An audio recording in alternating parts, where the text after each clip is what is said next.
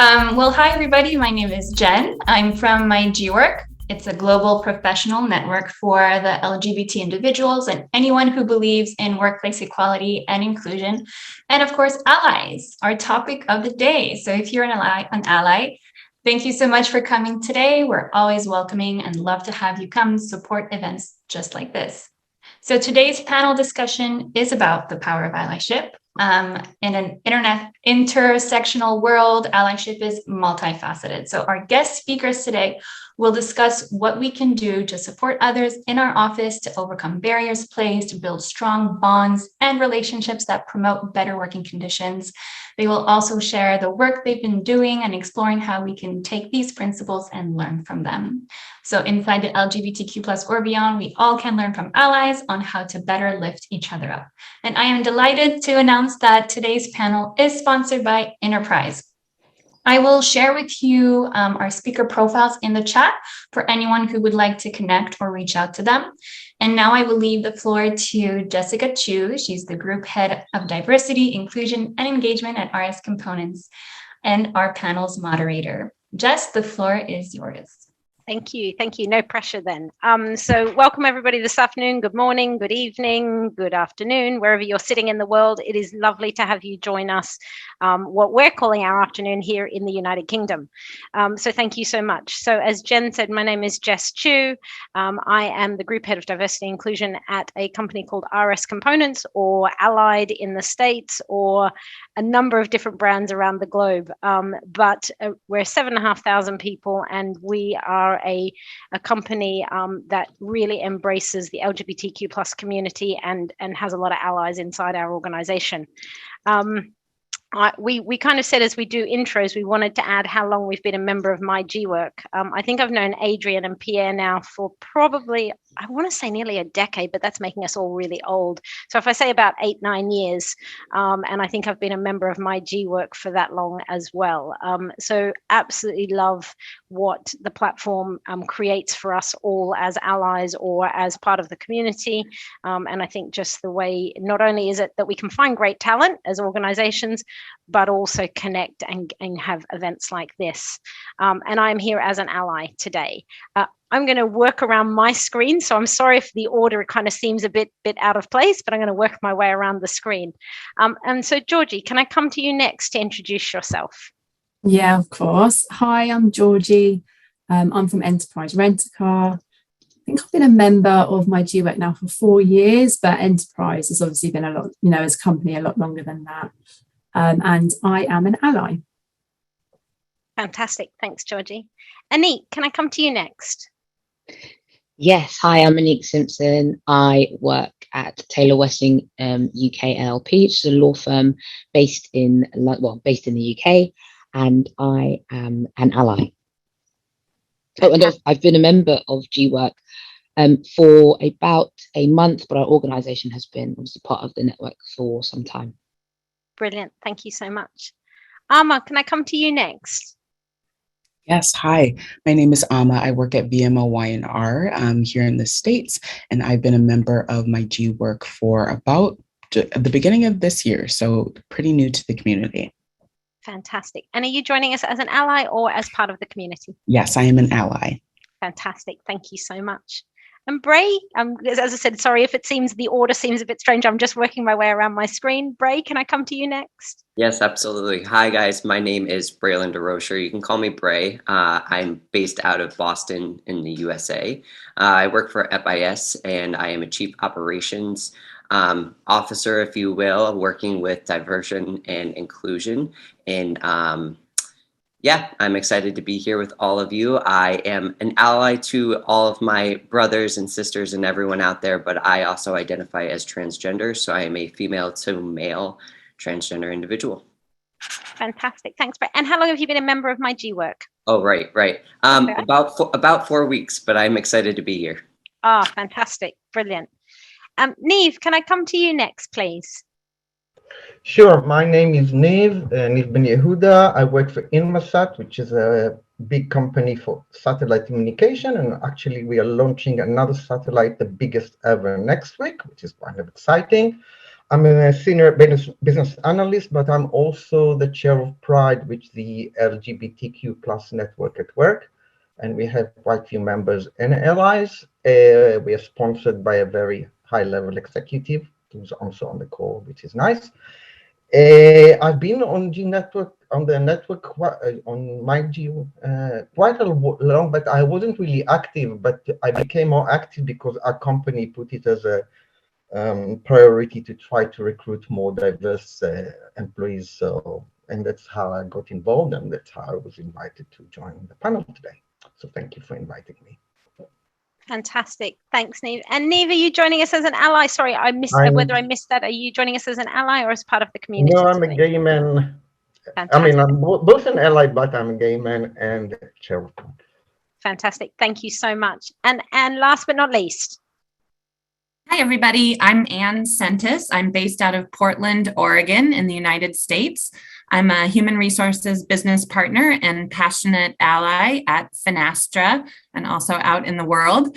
I am part of Finastra's LGBTQ plus steering committee. I'm the ally champion, and I was introduced to my G work through that committee, and I've been a member, I think, for about 2 years now. Okay. So happy to be here with you and excited to have this conversation.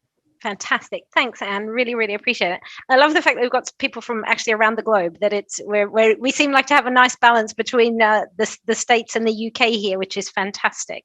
And today, please do feel free to use the chat function. We will try and see questions and thoughts and comments as they come up.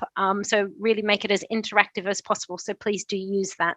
And today, as we said, we want to talk about allyship and what that means and how we experience it and how we are allies to the community and our people and just people in general, but also, what can we learn from each other today? Because that's what I think my G work has a great platform for sharing and learning across. So as I said, I'm going to facilitate some questions, but feel free to add some to the chat. And again, to the panelists, feel free to keep adding on if there's things that kind of spark for you that you want to contribute. But it really is about how do you inform yourself as an ally? So how do we educate ourselves around kind of the workforce and our peers and the people we work with? But as you said, Anne, even those outside, out in the world, how do we kind of, be a better ally? How do we help educate on things like LGBTQ+, on gender, race, disability, on everything, and how we intersect as human beings? And what does that mean for us? And so, Anik, if I can start with you, because I know you've got some thoughts on this, on how we do that. So if I can start with you, and then, we'll kind of contribute as we work around. Yep, you're on mute. First one up, and of course I'm the first one to be on mute. That's okay. How do you, I guess, prepare yourself to be an ally and continue to do the work?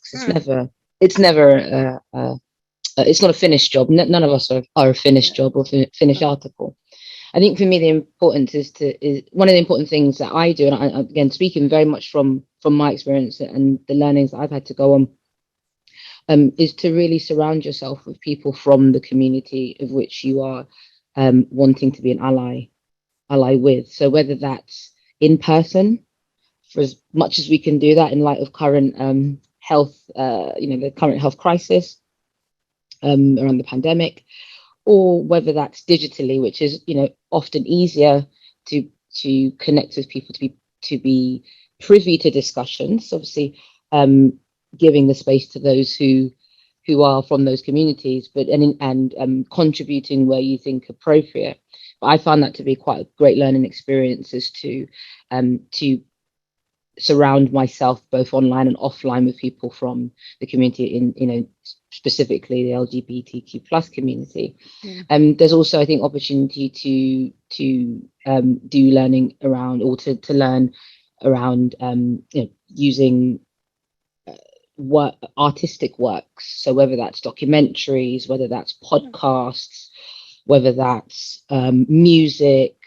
I'm big into creative arts, so I use that also to connect with people, again, from that community who have an authentic voice. And I think understanding that not every voice is the same either. So how a person expresses themselves through the arts shouldn't necessarily be a reflection of the community that they appear to be part of, because obviously, you know, or acknowledge that they are part of, but actually it's accepting that this is one person's viewpoint, one person's take, one person's vantage point of being part of that community. And that's an interesting story and an important story to tap into, but it's by no means reflective necessarily of the whole community. So I find that quite interesting. So I listen to quite a few podcasts. That's my art of choice, alongside music. So there's a few that I'm listening to at the moment. Not affiliated with any of them, so this is not a plug.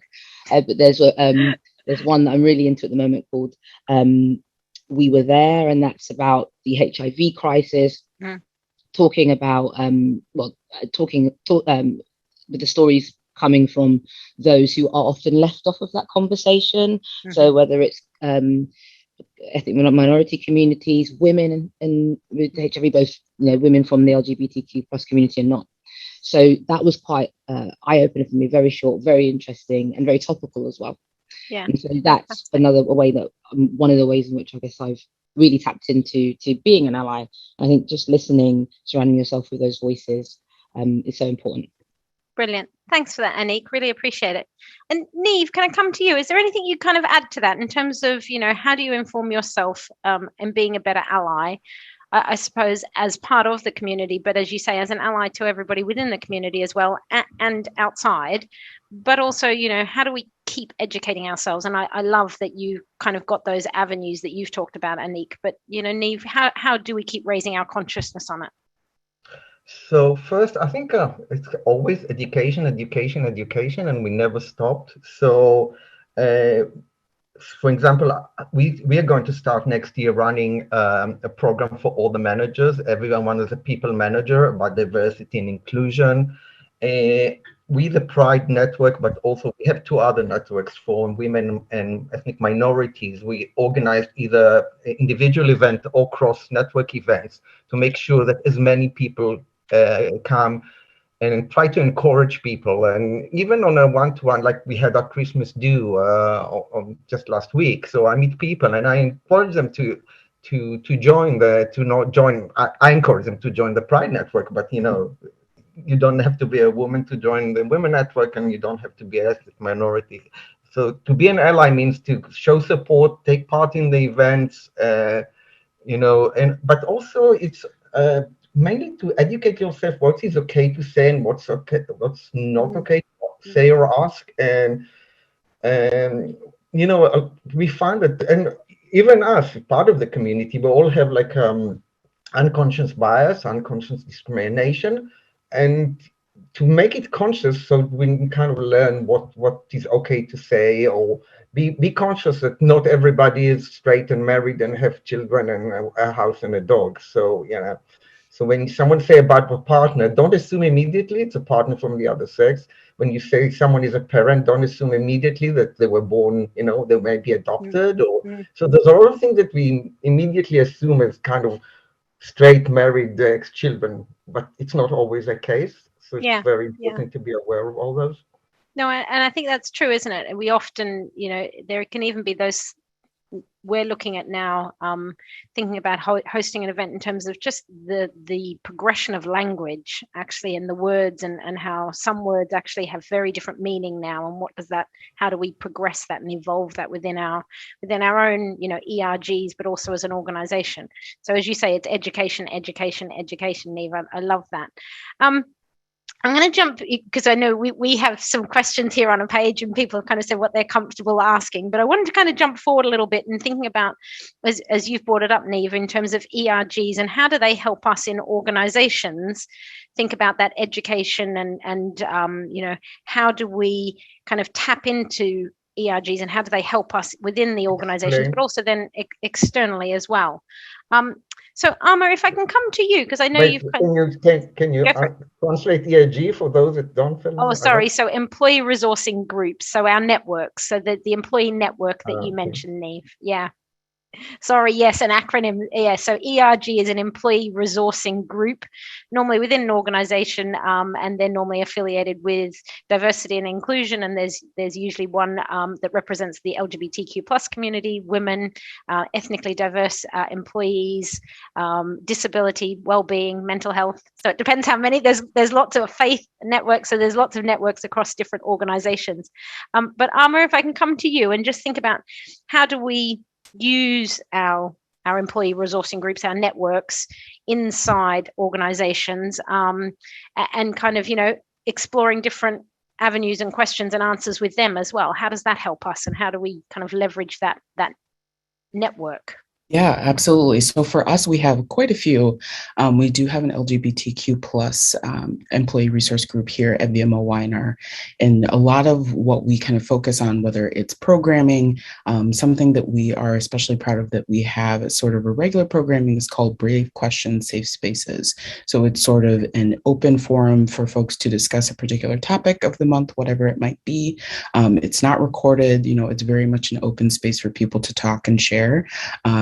I know that a lot of these conversations, we encourage allies to go to learn something, to, really participate and be a part of the conversation. So those are the types of things that our ERGs really look forward to, because it's an opportunity for people to share, to share personal stories. We had one for National Coming Out Day. And so a lot of people were able to share their coming out stories, what their path was like to coming out. And then for allies, anyone that they may have known in their life that has come out, how they encourage them, or, may have come around, whatever their stories were. There's no, even if it was a negative story, there was no sort of shaming or anything like that. It was just space for people to talk. And so things like that, and really engaging our ERGs in those ways, allows people to have those open conversations. But then also kind of on the client side, we'll have clients that will reach out to our employee resource groups of, all kinds, when looking at campaigns and having questions about things, and kind of using them as an informal focus group to drive the work that we're making as well. Yeah. And it's really important, isn't it, that taking it outside your own organization and thinking about your clients or suppliers or customers, and actually how can you share that? Because, for me in this space of around D&I, actually, the more we all learn and share, the better it makes it for everybody. So don't keep something really valuable just for your company, share it and try and, get that message out there. Georgie, if I can come to you and think about enterprise, and actually, again, how do we use the networks that you have, and exploring and answering different questions, and as Amma said, creating that safe space, how does that work for you and for enterprise? Yeah, I think I could probably spend an hour on its own talking about all the things that enterprise does when it comes to this, but there's two really main things which we've done actually since COVID, which I think have been really impactful. And I think the key word is creating that safe space. So making sure that employees feel that they are in a safe space for them to be able to speak. And I think that part of that has to be really driven by senior leadership. From an intersectional perspective, our enterprise committee, which is our LGBTQ plus network, we do collaborate a lot with our other diversity committees. And something which has been really impactful, which we started after COVID, it was like a very similar, actually, what we've just spoken about, is a book/podcast club. And they discuss important topics around inclusion with colleagues from all different backgrounds. And it's driven by our VP from finance. And it's about an hour and a half of employees connecting with different peers and talking about the video or the podcast. And we talk about our different backgrounds, our different life experiences and our interests.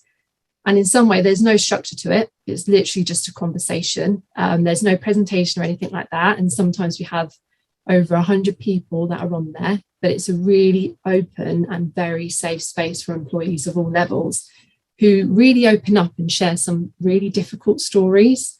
And then there's a second thing, which has been really impactful, which we did after the pandemic, which was we have a senior leader. They send out an email sort of every other month, and they talk about the challenges that they have faced since the first lockdown. And they talk really openly about their mental health. We had one of our vice presidents who is gay openly talk about the effects of watching It's a Sin. and also how being, LGBTQ plus, it can come with its unique pressures that may lead to a higher risk of experiencing poor mental health.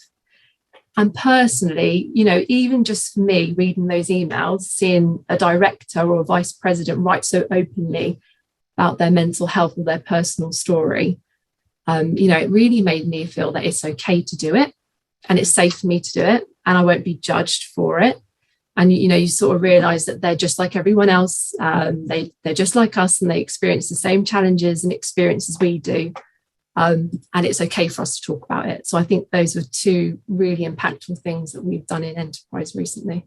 Yeah, fantastic. And as you say, kind of that authenticity from leaders at the top and role modeling really does help, people further down that hierarchical scale kind of go, actually, it is a really safe space, and I can be my true self, and I can have these challenges, and actually I know the organization will understand.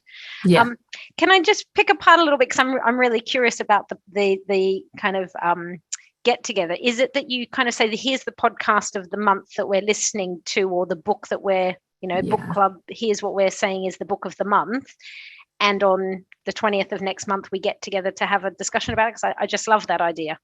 That's exactly it. Okay. And right at the get-go on all communications, this is going to be a really safe and open space for all our employees to come and talk. It's mentioned right at the beginning by our VP at Finance, and he really openly also talks about how we should feel comfortable in our organisation to call out things that we feel that might not be right. And I think it's just when we mention key things like that, it sets the right tone for those sort of meetings. Yeah, fantastic. What a fab idea. Something I'm going to steal. Sorry. Yeah, just that's all right. Steal away. Yeah, sounds really, really good. Bray, I know again, so FIS, you've put down here in terms of, just how do they, or how do you leverage the network? How do you work with the networks in your organization to kind of build that knowledge and build allyship and create that safe space? Yeah, absolutely. So we actually have a steer co-side of our inclusion and diversity network, and we really do a lot of outreach to our employees here at FIS. I mean, FIS is one of the leading diverse companies here within the United States, which is absolutely amazing if you look at that as an entire entourage. But we do a lot of outreach. We continuously check on our employees with our allyships. We create different, we have two different platforms, whether that be Yammer or Teams groups, where we create a space for allyship and for people within our community who can speak out based on even, just discussing things or sharing pictures of their dogs and kind of getting to really know one another. I think that that's really important, and that's something that's missing a lot from companies, is getting to know one another, because that's the foundation of allyship, right? Is getting to know somebody and getting to know their background and who they are and what they have to offer you, because you can learn, whether you're an ally or you're somebody who's within the community, you can learn from one another.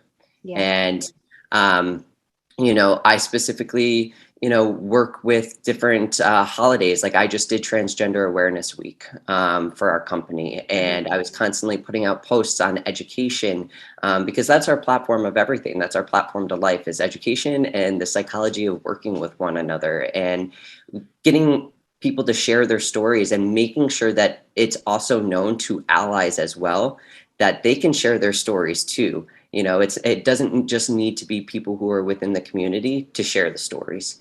And we're constantly doing pride events, reaching out to people, getting people within our network, trying to build essentially an army of people that can make a difference. It's just one single change that happens over time that becomes a larger difference within a community. Yeah, no, it's true, isn't it? It's one person at a time. And if you can then get that one person on side, and then there's 2 of you and 3 of you, and if we're all doing that, it multiplies very quickly. Fantastic. Thank you for that. So thinking about kind of that safe space. So Anne, I'd love to come to you, and just reminding everyone that you're based in Portland. So over in the US, nice and early in the morning there for you. So thank you so much for joining us. But kind of understanding, how do we create that safe space, and how do we offer it, and how does Finestra do that? And I suppose as an ally, how do you help perpetuate that safe space. And the other thing I always think too is, as an ally, how do we call it out when we see that it's not a safe space? How do we stop that, and how do we actually kind of, how do you call that person out? So love to hear your insights. And I'm sorry, I've added a little extra on there. That's okay. That's okay. If I forget to go there, remind me. But at Finastra, we have an active LGBTQ plus employee resource group that we call Proud at Finastra. They meet regularly for social gatherings to build community and provide each other with support. And together with the ERG and the steering committee, we sponsor a number of events throughout the year. And I'll just share with you a couple of the ones that I participated in and really enjoyed and found very meaningful. We hosted an event featuring a parent of a trans child and their journey through that process. For allies, we tend to focus on education, as Neve and others have mentioned, and we hosted an LGBTQ plus 101 session. Sometimes we will host those with just internal employees. Sometimes we will partner with agencies. For those two, we partnered with an agency called Global Butterflies for the 101 session. And then for the featuring the trans parent, we partnered with with an organization called Zebra Coalition. So I think that really adds a lot of value to bring others in from the community to participate. We're also hosting mindfulness sessions around uncomfortable conversations and tools to use during those conversations. Those have become really popular amongst our employees.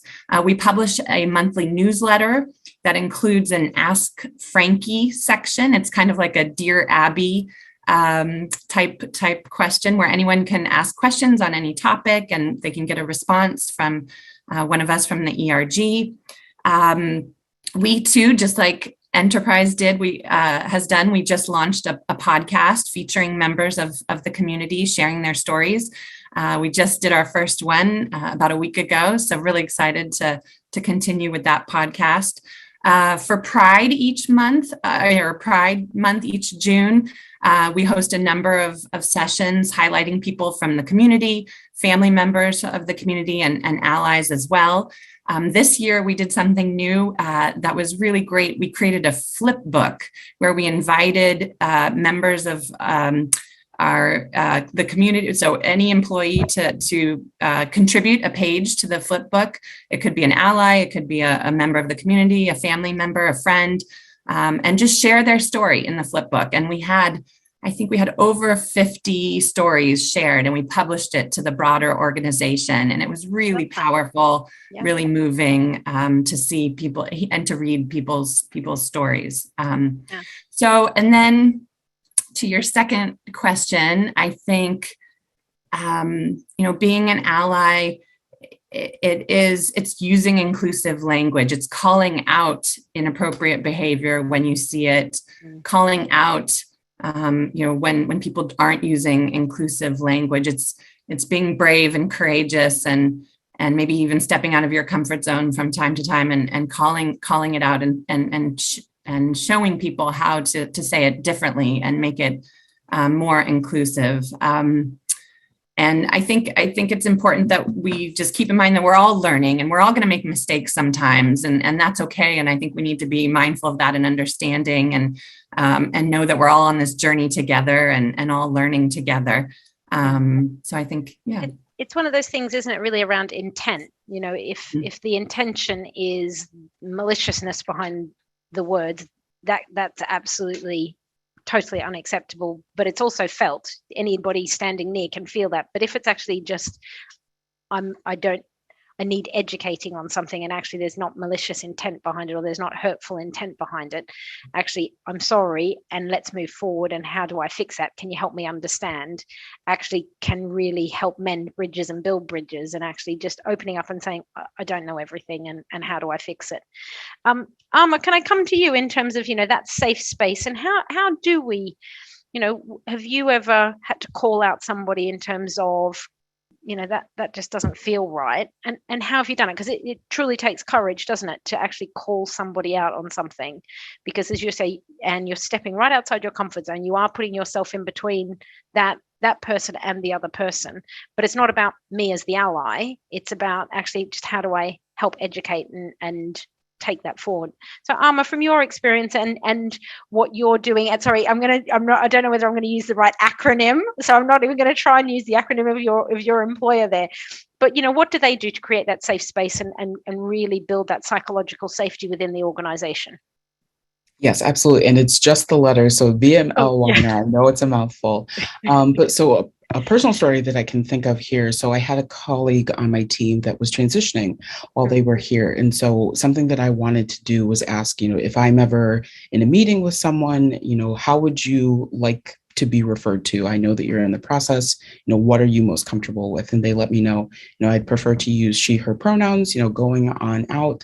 I'm going to be changing my name. So I would prefer that people use this name. And so tried to have that conversation separately, outside of, any meetings that we had, just to be, more personal and one-on-one. And I'm glad that I did that, because then a couple of weeks later, someone used their dead name in the meeting. And I just, very gently, I was like, I'm not sure if you were aware. I know that you were out, a little bit on vacation, but this is their name. These are the pronouns that they use. So going forward, if you're going to be referring to them, this is what they would prefer that you use. Because I didn't want to, step in, use any language that they might not be comfortable with. So kind of laying that foundation and just asking, they told me they were very appreciative, and I'm glad that I did that, just because, even for me, my family is Nigerian. My name is very uncommon. I've had emails that have been sent to me where people call me Mr. or whatever, and it's not the same, but it's a very similar sentiment. So I would always want someone to stand up for me and say, this is how it's pronounced. These are her pronouns, those types of things. And so, being able to be in that position, I would want someone to feel comfortable as they could, especially in Zoom world, things are always so awkward, and trying to, create that space and make sure that everyone is being respected in those meetings. It can be hard, but it is something, like Anne said, it's okay to be uncomfortable, and kind of push yourself out of your comfort zone in those ways, because by me doing that made her day a lot better, and her experience with that other employee much better than it probably would have been.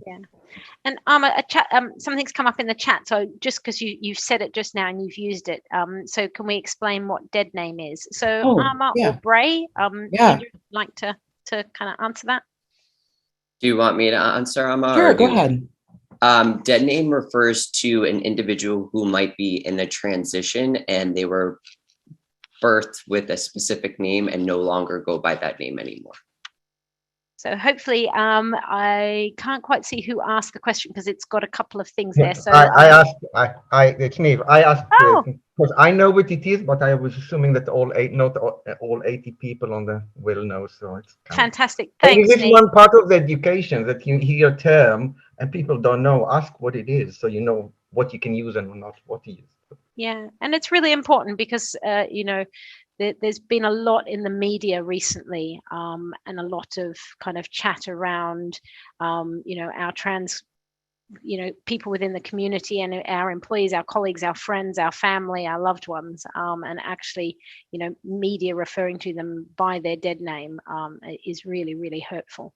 There's a couple of things that I just wanted to pull out in the chat, so forgive me, and trying to now control this and keep looking at the camera is absolutely useless. But Michelle has said something here. So our ERG, so our employee resourcing groups, so our networks within our organizations, all have Zoom chat channels, which is awesome for allies and members and events, for members and events, and happens all year long. So that's fantastic, Michelle, that you do that at your organization. I really, really like that. Joanna has put here, I just learned that calling out would be more helpful if done with calling in, done with compassion to understand why the mistake has been made. That's fantastic as well. It's a really good sentiment in terms of just actually trying to understand, because often it's not done in with bad intention. It's actually just, I wasn't aware, or I just need somebody to tell me, like you've done, Amma, of saying actually you've been away on vacation, maybe you didn't realize or hadn't seen the communication around that. So fantastic. Put a shortened name in the last. and talking about names, because Amma, you've obviously called out your name as well, so there's some chat there around names as well. So fantastic. So thinking about in terms of, as we've said, in our organizations and actually creating that safe space, but being an ally to people and kind of creating that and highlighting voices within groups. But thinking too, sometimes that can be a bit temporary and not long lasting. And so how do we kind of keep the dialogue going? How do we keep kind of propelling it forward? We all have busy lives. We all have things that are going on. We all have, family, friends, hobbies, all these types of things that do take our attention. But being an ally and educating ourselves needs a much longer attention span than that. So Neve, if I can come back to you, in terms of, how do we make sure this isn't temporary? How do we keep, the longevity around allyship and growing and that, as you say, education. So if we discussed it internally, that I think the most challenging one is because, as I said, we have 3 networks. So if you're a man joining a woman network, everybody will know that you're not a woman, so you're an ally. If you're a white person, you join the ethnic minority, they will know that you're an ally. With Pride, it's kind of, and I think, I don't want to sound discriminating, but I think we find it mainly with a straight white male. The kind of worry that if they join, that we see many more women joining our social event than men. So I think that so what we're trying is, again, to encourage them, to explain that when you join, it doesn't put any label on anyone. Anybody can join. We're doing really fun events. Like for Pride Month, we did the drag bingo. We had children there. It was had nothing to do with your orientation. It was really just a fun event. So the main thing is to, again, keep one-on-one, keep doing events, send invitation. You meet people on social event, talk to them, explain to them what the network. Also make sure you're very exposed. So we like it was said before, we are on Teams, we are on Yammer. I post movies that I see, or like when I was talking about this Netflix movie that just came out, I put it on Yammer so everybody can see it. So just get people engaged, get people communicate, and get people to know about what you're doing. And it's in the end, it's their choice to join or not, but just keep publishing it out. Yeah, and it's that kind of little and often, isn't it? It's that constant. The thing is that I think also we had a challenge, and I don't know if it was the other, but to do it on Zoom and was much more difficult. We had face-to-face events just in the last 2 months, and they were so much much better attended than the online. Because to do social events online was a challenge, but I think if we start coming back to the office, it will be easier. Also, you can see people, so you can we're having something downstairs. Do you want to join? Rather than sending an invitation and. Yeah, no, absolutely. Annie, can I come back to you? In terms of kind of your thoughts around, how do we keep the conversation going? How do we, and as you've said right at the beginning, using kind of podcasts and books and all of that to keep informing yourself, but how do we share that and how do we keep that message perpetuating across organizations internally and externally? So, my job is leading internal communications at Taylor Weston, so I can speak, from that point of view, and something that I've keep in my internal comms practice whatever I have been, is that, and I always use the analogy that there is nothing more disingenuous and disheartening for someone an employee or member of the firm or member of the organization who cares about the people that they work with, than seeing a particular person who's visibly from a community being wheeled out only on that day, as though they were only employed because of that difference. As I use the analogy, don't just interview, don't just feature, don't spotlight your visibly Muslim colleague on Ramadan. You hired them for a skill set in your business, so you should be talking to them about that and featuring them on that as much on that basis as anything else. And that's not to take away from people who do want to have a visible presence internally on a particular diversity and inclusion issue. That's also important, and people should also have the space to do that. but we shouldn't only be calling on them, because actually the real difference, as with most change, you talked about it being little and often. Well, that's one way from a communications perspective, is that you have that little and often view of different type of people in the organization. And I would say one of the biggest challenges that I found for that is that often when you're communicating about things in the business that are more on the commercial side, if you're a commercial business, or more on the service provision side, if you're communicating internally and indeed externally, you often go for the most senior voice. Talking about something to do with finances, you're going to go for the chief financial officer. You're going to talk about something technology, you're going to get a quote from the chief technology officer. And often, as we know, most organizations, as we've seen, Black Lives Matter and #MeToo, that echelon of business tends to look the same. So if you only go for your senior leaders to talk about commercial things, you are likely to only feature white, male, cis, and the list, the profile is well established, as I'm sure my panelists know. If you start to open that out a bit more, if you start to open up to featuring people from all levels within an organization, talking about commercial stuff, talking about their expertise, talking about what gets them passionate about working, actually that's when you bring in the diverse voices. That's when you get to see different, whether it's visible skin colors, or whether it's physical abilities, or even people with hidden abilities. You might not know it from the content, but if you know them personally, you'll know that that person is from that particular community. So that's one of the ways that I try to do it in internal comms, is I always try to speak truth to power, both on the very fixed diversity and inclusion communications, but also on the who do we feature, who do I go to when I want to quote on this particular item. And I think sometimes I'm successful, sometimes I'm not. Yeah. I think sometimes that is so hard. It is so hard because you especially in telecoms, you've got to weigh up who might have the kudos and the gravitas to talk about a particular message, and also what might the senior leadership team or the subject matter expert be responsive to. But I think it's important. I think as an ally, and if you're in internal communications, if you're working in HR, any of those kind of people-centered support services within the business, you should automatically be an ally. I can't see how you could do your job effectively in those roles and not be. The role that I play, and maybe it's a luxury of being more senior, or a luxury that I've developed is getting more senior, but I'm very passionate about saying this will not fly for this audience. Don't ask me. My experience is limited. Why don't you ask the community? And I think why don't you ask people from that community and consult with lead-in time, so they can actually give you an informed opinion, not the day before a campaign is due to roll, because that doesn't really offer anyone any time to really challenge.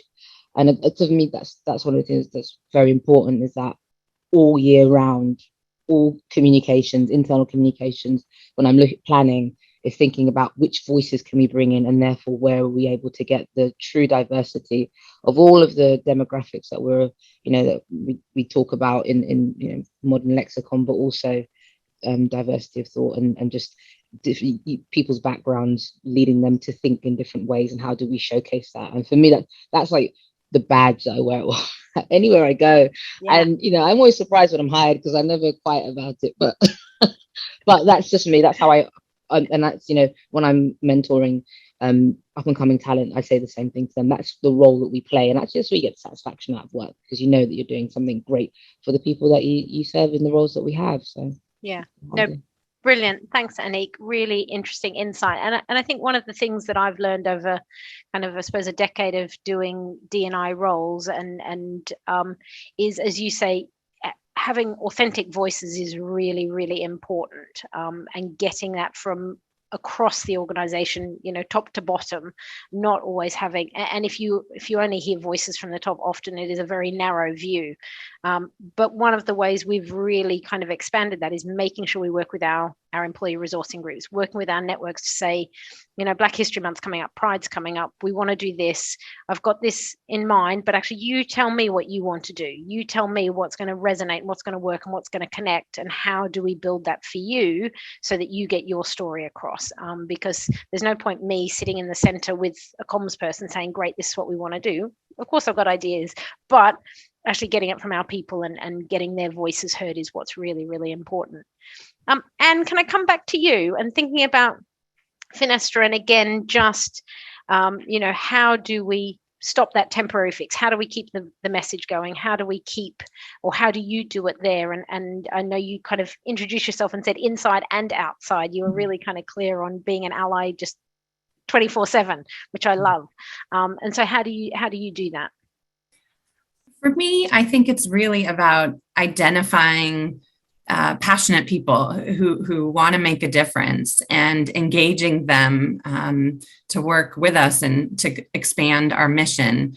So I think it's creating, like I mentioned earlier, some structure for those individuals, whether it be a committee or an ERG or some sort of structure to support them in moving their mission forward and how they want to make a difference forward, and ensuring that they're meeting regularly. I think it's really important to help set up, a regular meeting cadence, recurring meetings. So, we can continue to develop objectives and make sure we're moving forwards to achieve our objectives. And then I would say it's a steady kind of drumbeat of communication out to the organization to make sure that existing employees, but also new employees that we're bringing on board are aware of all the work that we're doing, and they have an open invitation to join us and are encouraged to get to know who we are and what we're doing and why we're doing it, and that we really want to make a difference. So I think it's that constant communication, steady communication around all the work that we're doing, but really engaging those who want to make a difference and are passionate. Yeah, no, absolutely. And I suppose a couple of call outs for me that you've all said, and some I'm truly stealing because I think they're such great ideas. But Georgie, you were talking about, having that kind of book of the month or whatever it is, and then having that discussion afterwards, but really creating that safe space where people can come and talk about, ask questions, because sometimes we read something or you hear something and you just don't know, and actually being able to have somebody answer that and some safe space. And I think you called out global butterflies. I just have to kind of big up Rachel and Emma. I've known Emma for a good decade now. I am really showing my age, but fabulous organization. So if anybody's ever needing some support for their organization around trans and transitioning, and actually the 101 of helping the team around the individual, around the colleague understand, Global Butterflies is a fab organization to call upon. But in terms of kind of some final thoughts, because I'm conscious we've got about 10 minutes left. And please put any final questions you'd like to ask the panelists in the chat there so we can see them. But Georgie, if I can come back to you, any final thoughts as an ally, what would you say is kind of the one lesson you learned, or how have you experienced allyship? What's that one message you'd like to get across? I think if the one message that I probably want to get across, there's no negative experiences that I've had being an ally. It's all been positive. But what I would say is we really need you at the moment. The trans community is absolutely in a crisis point, and we need to use our voices because at the moment they don't have one. Yeah. And I think they really need more people to be coming out and showing their support.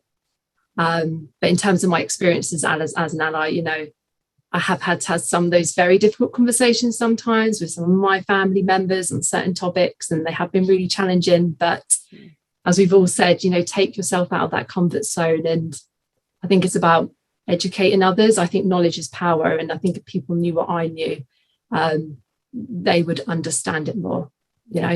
Educate others on things which they don't know or what they don't understand. Brilliant. Thanks, Georgie. So some questions have come up. And I suppose too, one of the things that I always think, especially as a parent, I've got 2 young children, I've got a 9-year-old and a 7-year-old, is actually teaching them. Educate them right from an early age, educate them around inclusion, diversity, that we're all different, we're all special. And actually, when you see something, call it out. That's not cool, mate. Then in the playground, just call it out. And as simple as that, and just say, hey, that's not cool. And get them kind of really doing that from a very young age so that they get comfortable with it. So I can see, so we've got a question here. I have to turn to the big screen. I can't look at the camera. I've got to look at my big screen to be able to read it because my eyesight's so bad. How do you balance having allies involved, but also keep a safe space? Bray, can I come to you? How do we do that?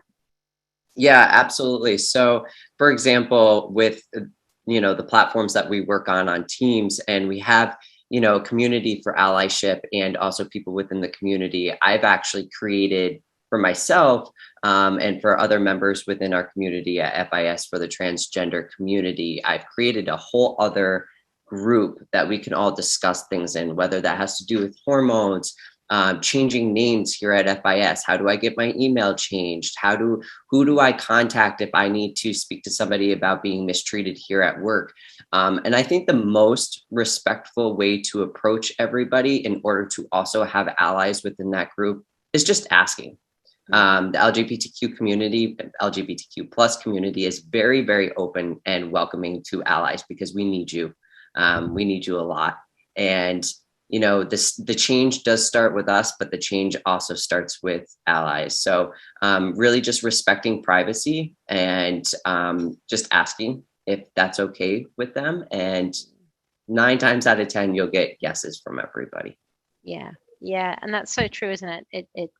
I think just respecting privacy. There's things that I think people think they can ask when actually, you wouldn't normally ask those questions. So please don't ask them. And having, as you say, it starts with you, but you need us as well. And we're really happy to be allies. Amma, can I come to you? Any final thoughts and your experience of allyship? Yeah, I would definitely say it's a journey. It's not something that you're going to be perfect at when you kind of take the mantle on of being an ally. It's definitely something that has to be earned. You can't just, stand up and say, I'm an ally to the community without putting in the work and educating yourself on how to do it. And there are things that are good to ask and things that, you can always leave up to the internet. It's a big place. There's a lot of reputable sources there for you to ask those questions that may be a little bit more uncomfortable or things that are not necessarily something that you would ask in a professional setting.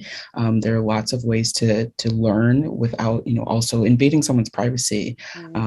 Because I think sometimes being a part of a specific community, whether that's marginalized or not, you don't always want to be the spokesperson for every single person in your community. Being a Black woman, I can't speak for all Black people. So there are things that you may have questions about that I can't specifically answer. So always knowing that, yes, it's wonderful to say that you're an ally, but also doing the work and really educating yourself in that way is important too. Yeah, no, really true. Thank you so much for sharing that. Really appreciate it. And can I come back to you? Any final kind of thoughts, anything around, your experience of allyship, anything that you'd wrap up with? Yeah, as Bray mentioned and others, I think I would just encourage everyone to consider becoming an ally, and as Amma said, it is a journey, and you don't have to be perfect at it at first, and you'll probably make mistakes along the way, but it's through educating ourselves that we'll get better at it. And it really is an opportunity to lift others up and give others a voice who may not have a voice at the table. And ultimately, by everybody having a voice, we're all going to be better, stronger people, communities, organizations, the world. So we need you, and we need to include everybody and enable everybody to have a voice. Yeah, thank you. I can see Hannah's put something here on the chat as well. So we should remember that somebody else's story is not ours to tell without their prior agreement. It's so true. We have to respect people's privacy, and that's absolutely fundamental, isn't it? No matter what the story is, it's not ours to tell, and so absolutely respecting that. Neve, can I come back to you? Any final thoughts, anything in terms of your experience of receiving allyship or allyship that you're putting out there into the world? No, I'll give a different example if you don't mind. I was preparing a quiz for Pride Month. It was based on my pictures, and I had a picture of Cher's son, which now identifies as a man, but when he was still identified as woman, it's like probably 30 years ago. And back then, the chair of Pride was a transgender woman. And I asked, is it okay to use someone's, it's like a dead name, like a dead picture? And he said, no, I don't think it's right. So I just don't use it. So if you don't know, ask someone. It's okay. And best to do it like on a one-to-one rather than in public. If you don't know, just go and ask. And it's okay to ask. And maybe people will say, oh, no, I don't really want to answer this question. So, but it's okay to ask in a polite, inquisitive way, not a gossiping way. Yeah, no, absolutely. And I know, from my own kind of journey that I've been on, there's been a number of times where I've gone to a colleague and a really trusted colleague, and somebody actually I call a good friend of mine, and I just said to him, actually, can you tell me? I don't understand, or can you explain this to me, or how would you phrase this? I don't want to offend somebody, so actually, can you help me? And I think that one-on-one kind of dialogue and just being aware of raising your consciousness all the time on a topic, I think is really, really key. And I think you said that, Amma, it's making sure we keep learning and keep kind of raising our awareness and educate ourselves on it. It's not just a given that you're an ally. You have to educate yourself on the topic as well.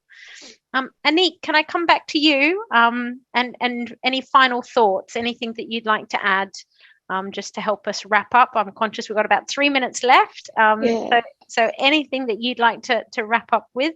Yeah, I would just say that the thing for me, when I think of being an ally, for me, it's really about using the power I have in collaboration with the marginalized community to create opportunity, make life easier, whatever the benefit is. But the key thing is in collaboration. I'm not the voice for them. They're not voiceless. They don't have, I feel very strong about it. They're not voiceless. They, as in the marginalized community, aren't voiceless. They just don't have the opportunity. People aren't listening. The voices are there. Yeah. And if you search hard enough, you'll find them. People aren't listening. And so I think, my role within that, and the role of everyone within that who want to stand up for marginalized communities, is to stand up in collaboration with them. There are going to be times when they'll want you to stand ahead. There are going to be times when they want you to stand shoulder to shoulder. There are going to be times when they want you to stand behind. And you have to put your ego to the side. If you really want to be effective, put your ego to the side and move where they're asking you to, and follow suit. So it's being flexible, mindful of that. Is something that I just want to leave everybody with. And I'd also say, I've seen a question about podcasts, and as a podcast enthusiast, I have 2 recommendations. One is We Were Always There, and the other one is Anthem's Pride. And so Anthem's Pride is 30